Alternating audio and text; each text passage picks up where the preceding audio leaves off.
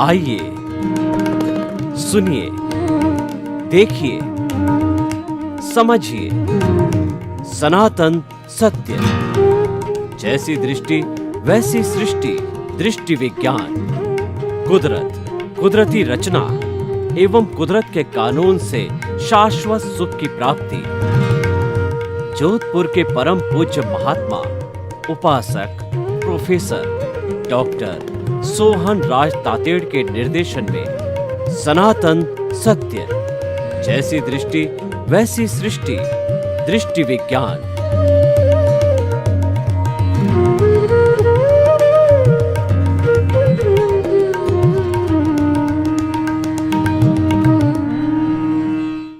भाई और बहनों, मातृशक्ति को नमन। आज का हमारा अति उत्तम विषय पारिवारिक जीवन के सूत्र। देखिए, परिवार एक ऐसी यूनिट होती है जहाँ पर हम 24 घंटे में से 16 घंटे और कोई 12 घंटे काम करता तो 12 घंटा वो परिवार के बीच में अवश्य रहता है।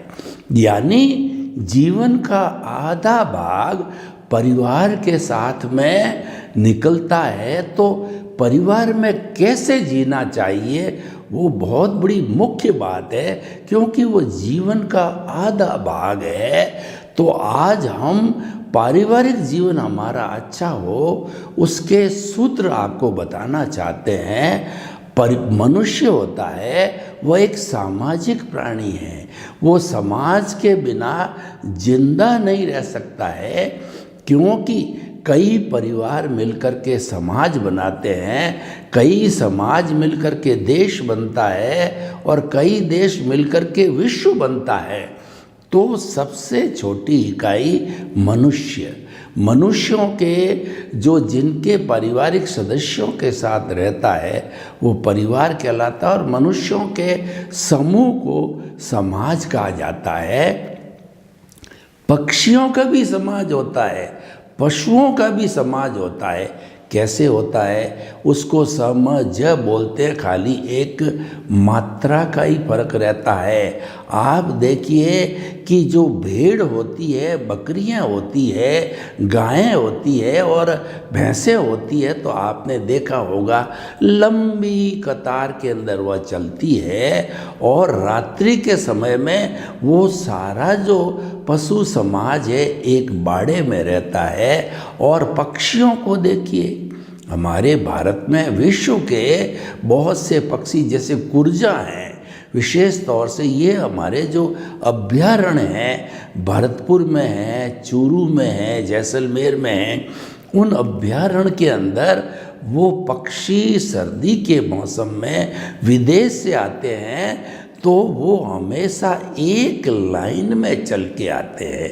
जो उनकी लाइन होती है समाज होता है, क्योंकि समाज व्यक्ति को सुरक्षा देता है। और मनुष्यों का समाज होता है वह तो पहचान देता है, प्रतिष्ठा देता है और इज्जत देता है। और समाज के पीछे ही हम पहचाने जाते हैं। समाज से छोटी इकाई परिवार होता है।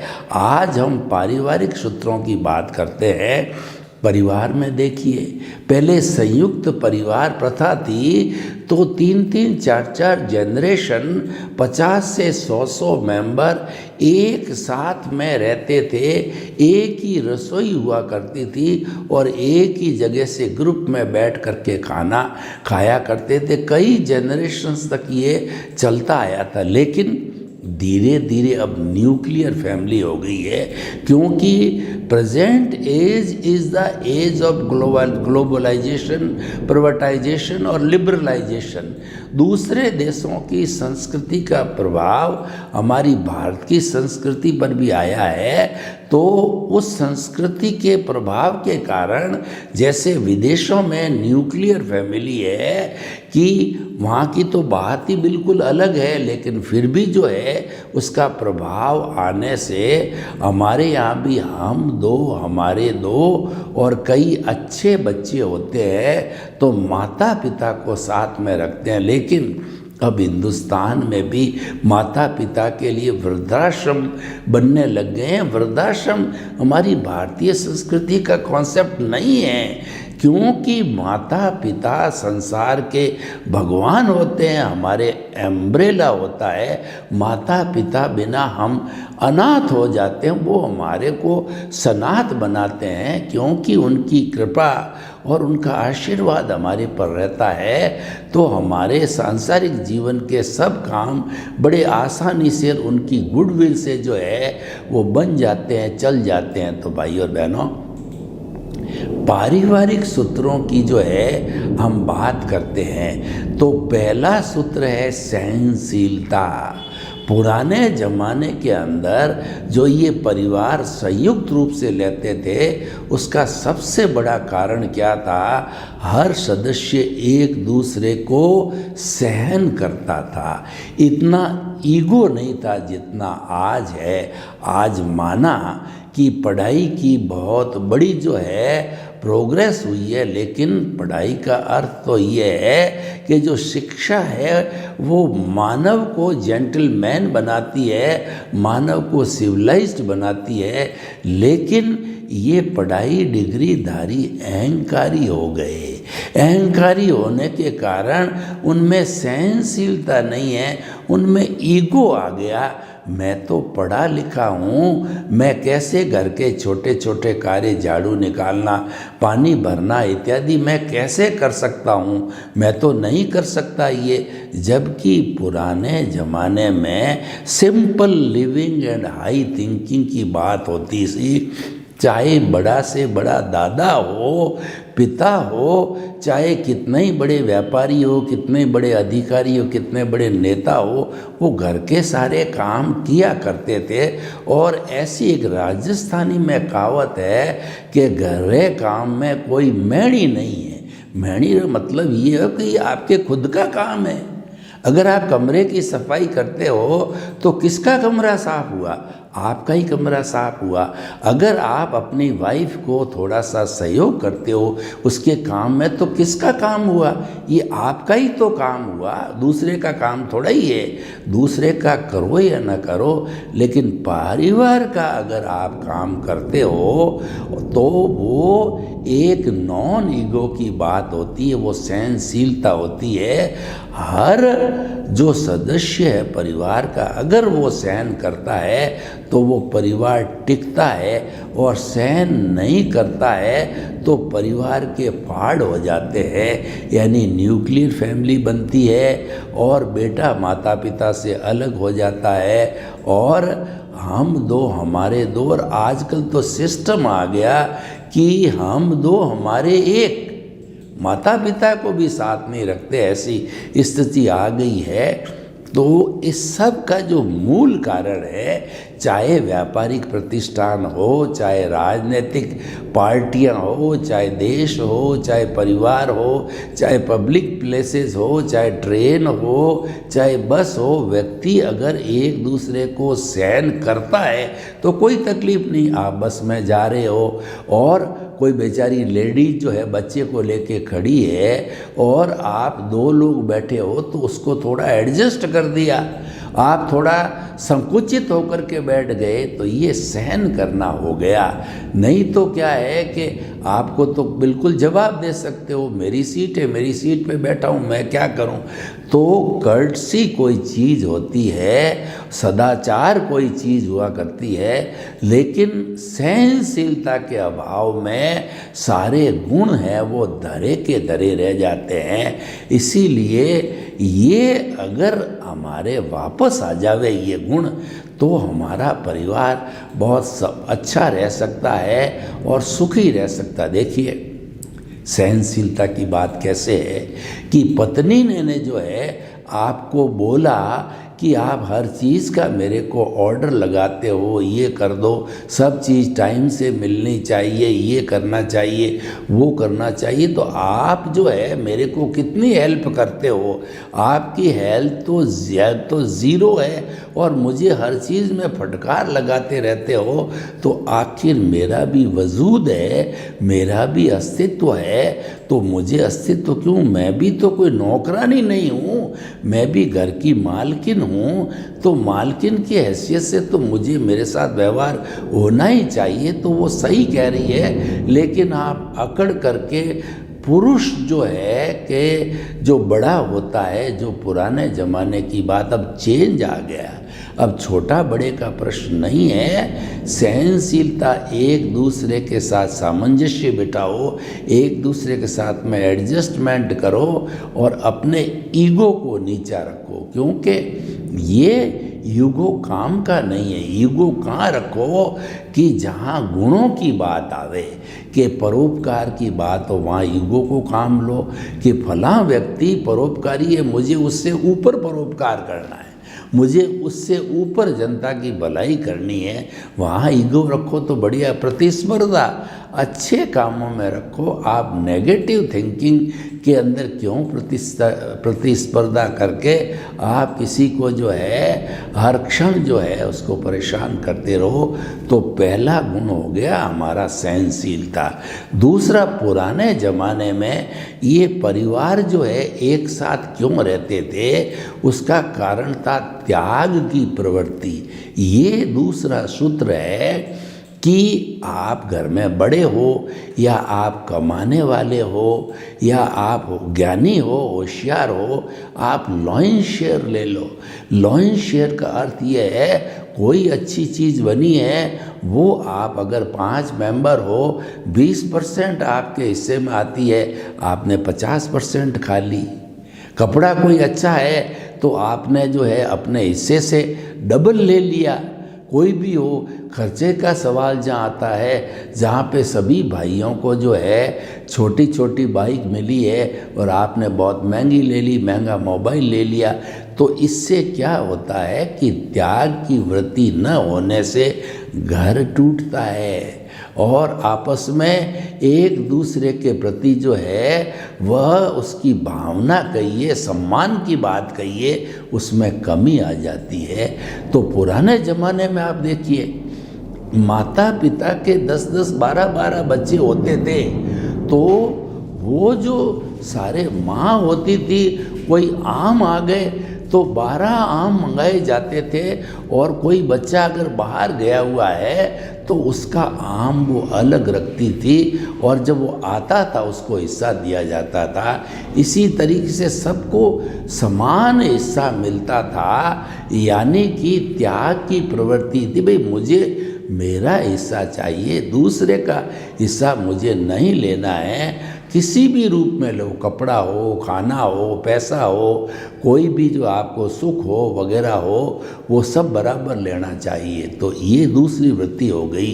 तीसरी वृत्ति क्या है कि बचत की जानी चाहिए। देखो, पारिवारिक जीवन के अंदर बचत जो है एक बहुत बड़ा हथियार है, बचत जो है एक महान उपाय है।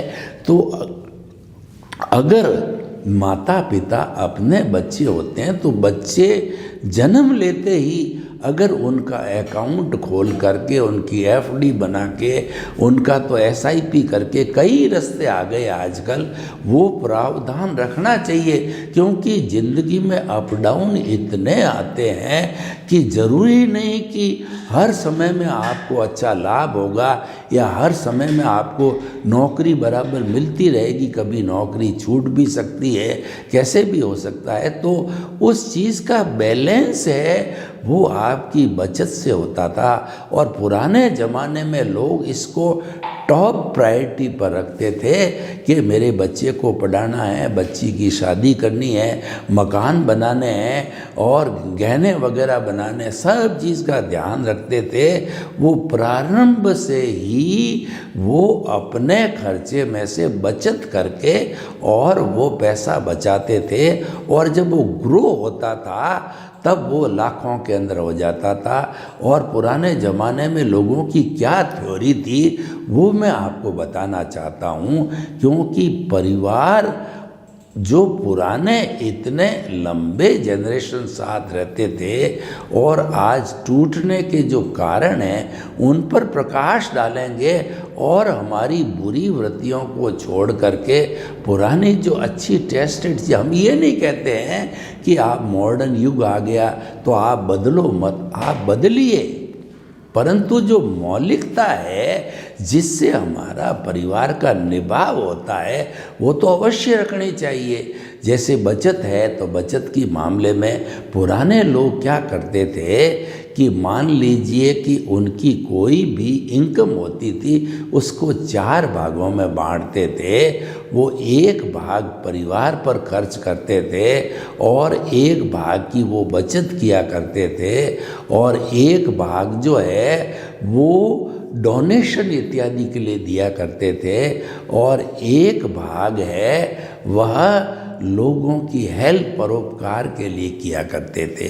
तो भाई और बहनों, आज अगर मान लीजिए कि इतनी इनकम नहीं है परंतु कुछ न कुछ पैसा परोपकार के लिए अवश्य ही रखना चाहिए, तो उससे व्यक्ति अगर कोई भी अपने परिवार के लिए कितना ही खर्च करता है, कितना ही भी धन है, समय है, श्रम लगाता है, तो वह तो स्वार्थ की श्रेणी में आता है। और उतना अगर समय, श्रम और धन जो है वो कहना चाहिए कि समाज के लिए लगाया जाता है तो वो निस्वार्थ के अकाउंट में जाता है, वो तन मन धन की सेवा का जो अकाउंट है उसमें जाता है और वो परोपकार व्यक्ति चला जाता है तो भी पुण्य पाप रूप में उसके साथ में जाता है। इससे पुण्य का बंद होता है और व्यक्ति केवल अपना खाया पिया मौज मजा मस्ती की तो स्वार्थ के अकाउंट में जाता है, वो यहीं समाप्त हो जाता है। और व्यक्ति कई बार जो है गलत काम भी कर बैठता है तो उसे पाप का बंद होता है, तो वो पाप भी साथ जाता है, पुण्य भी साथ जाता है। तो भाई और बहनों, जो है हमें ये देखना है कि हमारे भीतर त्याग की वृत्ति आनी चाहिए। उसके बाद में अगला जो सूत्र है वो है परस्पर सौहार्द। ऐसा है कि प्रेम सबसे बड़ा रसायन है। प्रेम से जो है परिवार टिकता है, देश टिकता है, राष्ट्र टिकता है, विश्व टिकता है। क्योंकि प्रेम जो है वो कबीरदास जी ने कितना सुंदर कहा कि पोथी पढ़ पढ़ जग मुआ और पंडित बयान कोय, ढाई आखर प्रेम का और पढ़े सो पंडित होए। हमारा जो ये है वो सिर्फ जो है प्रेम 2.5 अक्षर का है। व्यक्ति इसको अच्छी तरह से समझ लेता है। छोटा के लिए प्रेम, बड़े के लिए सम्मान और प्राणी मात्र के लिए प्रेम, यानी उनको प्रेम का अर्थ हो गया अभय दान देना। आप पानी कम गिराइए, पंखा कम चलाइए, अग्नि कम चलाइए। पृथ्वी, जल, अग्नि, वायु और आकाश, जो ये 5 भूत है, ये जैन दर्शन इसके अंदर जो 4 भूतों के अंदर स्वयं के अंदर जीव मानता है। पृथ्वी का है, अप का है, तेजस का है, वायु का है, वनस्पति का है। तो आपको जितनी आवश्यकता हो उतना उपयोग करो तो बाकी के जीवों को अभय दान मिलता है। और हमारा जो सारा वायुमंडल है उसमें पॉल्यूशन कम होता है, क्योंकि जो है आवश्यकता जितनी तो पूर्ति करनी पड़ेगी, नीड तो जायज़ है करनी पड़ेगी, पर ग्रीड को स्थान नहीं देना है। ये एक बहुत बड़ा सूत्र हमारे को ध्यान रखना है कि परिवार में अच्छा जीवन जीना है तो आप ग्रीड को छोड़िए। ये जो लालच है ये परिवार को बिगाड़ता है, समाज को बिगाड़ता है और पूरे वायुमंडल को ये खराब करता है। व्यक्ति के लिए कहा गया है, व्यक्ति इतना लालची है कि इस नेचर माँ की संपूर्ण संपत्ति अगर एक मनुष्य को दी जाए तो वह मनुष्य धापता नहीं है, जबकि जो है वो संपूर्ण प्राणियों की जितने हैं उन सब का भरण पोषण जो है उस जो है व्यवस्था के द्वारा, उस साधनों के द्वारा सबका हो जाता है। तो देखिए आदमी कितना लालची है, तो लालच भी क्या लिमिट में होना चाहिए। लालच के लिए कहा गया है कि विषय नर की लालसा, पाम रोग की खाज, लोभी की धन लालसा, तीनों बेअंदाज। यानी लालच को हमेशा नियंत्रण में रखना चाहिए। ऐसा कहा जाता है कि ज़्यादा लोभ है वो गला कटाता है, यानी हमारा अहित करने वाला है। तो उस लोभ के ऊपर नियंत्रण रखेंगे तो परस्पर हमारा अच्छा सौहार्द होगा, सम्मान रहेगा, प्रेम रहेगा। क्योंकि प्रेम को जो तोड़ने वाला तत्व है वो क्रोध, अहंकार, माया, लोभ जो है ये चंडाल चौकड़ी है। चंडाल चौकड़ी से हमेशा दूर रहना चाहिए। चारों में से किसी को एंट्री नहीं देनी चाहिए। तो एंट्री नहीं देंगे तो हमारा जीवन जो है पारिवारिक जीवन प्रेममय होगा, सौहार्दमय होगा और एक दूसरे के जो है वो हितकारी होगा। अगला सूत्र है परस्पर गो जीवानाम, कि जो समाज चलता है, परिवार चलता है, वो परस्पर सहयोग से चलता है, वो गिव एंड टेक के फॉर्मूले पर चलता है। अगर आप टीचर हो तो परिवार में आपके छोटे भाई बहन हैं या आपकी संतान है, उनको सेल्फ कोचिंग देना चाहिए। उनको मार्केट में कोचिंग के लिए भेजोगे तो खर्चा भी हो गया, और जितना आप स्वयं पढ़ाओगे तो वह उसके अच्छी तरह से ध्यान में आएगा। आप जो है अपना घर का समझ करके अन्य एंगल से उसको पढ़ाओगे। तो इसीलिए घर के सदस्यों की जो जो आपकी योग्यता है उस योग्यता के अनुसार जो है सहयोग देना चाहिए। आपके भाइयों को, बहनों को, माता पिता को, पत्नी को और भी जो सदस्य घर में रहते हैं परिवार में, सबके साथ में सहयोग देना और सहयोग लेना, गिव एंड टेक के फॉर्मूले पर चलना चाहिए। स्वार्थी नहीं बनना चाहिए।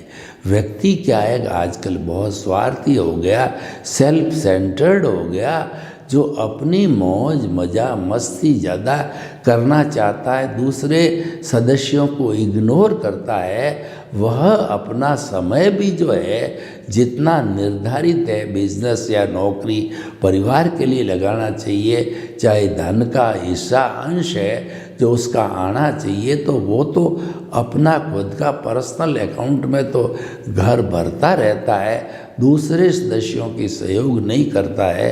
तो फिर ये पारिवारिक जीवन जो है वो न्यूक्लियर बन जाता है। उसको कोई लोग पसंद नहीं करते और सभी कंट्रीब्यूट करते हैं, एक दूसरे की मदद करते हैं, तो निश्चित तौर से सबको अच्छा लगता है और सबका निभाव अच्छा हो जाता है। और देखिए अगले हम पारिवारिक सूत्र की बात करें तो परिवार के अंदर जो है सभी तरह के लोग होते हैं। कुछ जो है वो मंद बुद्धि होते हैं, कुछ तेज बुद्धि होते हैं, कुछ मध्यम बुद्धि के होते हैं। तो उनको उसी के हिसाब से जो है सम्मान दे करके ट्रीट करना चाहिए। उनका तिरस्कार किसी भी सदस्य का नहीं किया जाना चाहिए कि आप तो होशियार हो और अपने छोटे भाई छोटी बहन को या जो है आपकी अपनी पत्नी को आप झिड़कते रहो कि तुम तो कुछ भी नहीं जानती, तेरे को तो ये आता ही नहीं है। वो आएगा कहाँ से, आपने उसको आगे पढ़ाया ही नहीं, तो जिम्मेवारी तो आपकी है, तो वो आपको देखना चाहिए, तो आप भी उसके लिए रिस्पॉन्सिबल हो। तो इसीलिए हमें हर सदस्य के प्रति, चाहे वो कम पढ़ा लिखा है या ज़्यादा है, चाहे वो मंद बुद्धि या तीव्र बुद्धि है, सबको इक्वल रिस्पेक्ट देना चाहिए। जहाँ इक्वलिटी समानता की बात आती है वहाँ कोई तकलीफ़ नहीं होती है, और जहाँ स्वार्थ की बात आ जाती है व्यक्ति अपने हिस्से में कोई भी, चाहे सुख हो, चाहे जो है कोई भी फैसिलिटी हो, अपने हिस्से में ज़्यादा लेना चाहता है तो निश्चित रूप से वह जो है वो एक तकलीफ़ का कारण या परिवार टूटने का कारण होता है। देखिए, परिवार के अंदर हमारे अतिथि लोग भी आते हैं तो हमारे में ये एटिकेट्स होना ज़रूरी है। अतिथि देवो भव। पुराने ज़माने में लोग क्या करते थे कि साईं इतना दीजिए जा मैं कुटुंब समाए, मैं भी भूखा नहीं रहूं और साधुन भूखा जाए। हे भगवान, मुझे कम से कम इतने साधन, इतना जो है वो जीविकोपार्जन का जो इनकम देना कि मैं मेरे परिवार का अच्छा पालन कर सकूं। और कोई भी अतिथि आए, चाहे जो ज्ञानी पुरुष आए, चाहे साधु सन्यासी आए, और कोई भी अतिथि, अतिथि का मतलब बिना अतिथि से आने वाला व्यक्ति है, उसका मैं मेरी हैसियत के अनुसार सम्मान कर सकूं। मुझे कम से कम इतने साधन जो है प्रभु भगवान ईश्वर ज़रूर देना। तो अतिथि देवो भव के अंदर आने वाले की हम सेवा करें। या कई बार हमारे समाज के लिए कोई भी डोनेशन छोटा मोटा देना होता है तो अपनी हैसियत के अनुसार में कंट्रीब्यूट ज़रूर करना चाहिए। उससे हमारा समाज में अस्तित्व बनता है, लोग जो है वो हमारी पहचान बनती है। देखिए, बड़ा व्यक्ति होता है तो वो बड़ा अमाउंट देता है, छोटा होता तो छोटा देता है, उससे कुछ नहीं। समाज सभी के लिए जो है इक्वलिटी लाता है कि जितनी जितनी आपकी हैसियत हो उतना दीजिए, और न दे पाएँ तो आप प्रेम के साथ कह सकते हो कि मेरी पारिवारिक स्थिति, मेरी जो है इनकम इतनी कम है कि मैं ये कर नहीं पाता हूँ, मुझे क्षमा करें। मेरी इच्छा तो बहुत है और जब मेरा सोर्स ऑफ द इनकम बढ़ेगा तो मैं अवश्य ही समाज के भलाई के कार्य करूँगा। तो भाई और बहनों, ये जो सूत्र है कि हमारे को जो समाज के लोग हैं, अतिथि है, उनके साथ में बड़ा ही सम्मान पूर्वक जो है व्यवहार करना चाहिए। देखिए, परिवार के सूत्र के अंदर हम ये देखें आगे बढ़ कर के तो परिवार के अंदर सुरक्षा की बात आती है, उसका भी बहुत ध्यान रखना चाहिए।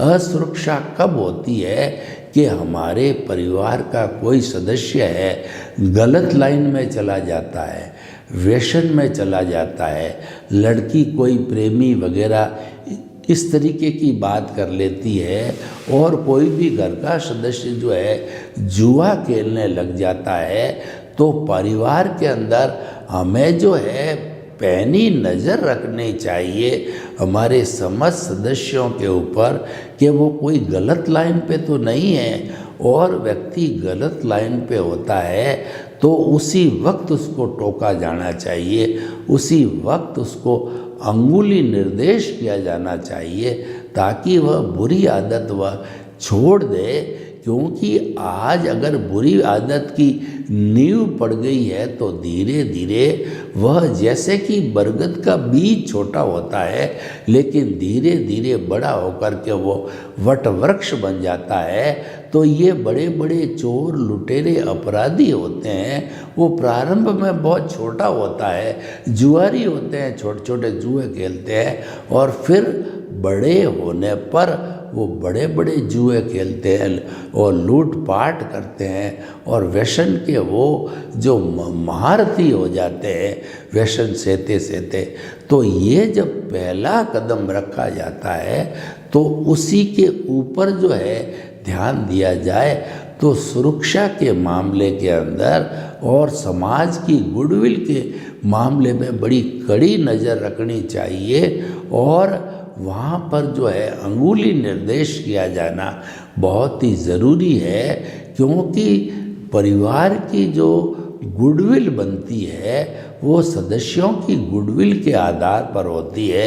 अगर कोई भी सदस्य उस मर्यादा के बाहर चला जाता है, अनैतिक कार्य करता है, तो उसका धब्बा परिवार पे लगता है और वह प्रोग्रेस कर सके। सर्वे भवन्तु सुखिनः, सर्वे सन्तु निरामया। लोक के सब जीवों को सुख मिले, शांति मिले, आनंद मिले, प्रेम मिले और हम सभी अपने पारिवारिक सूत्रों का पालन करके अपना परिवार का जीवन अच्छा बना सकें। आपके प्रति मंगल भावना। ओम शांति।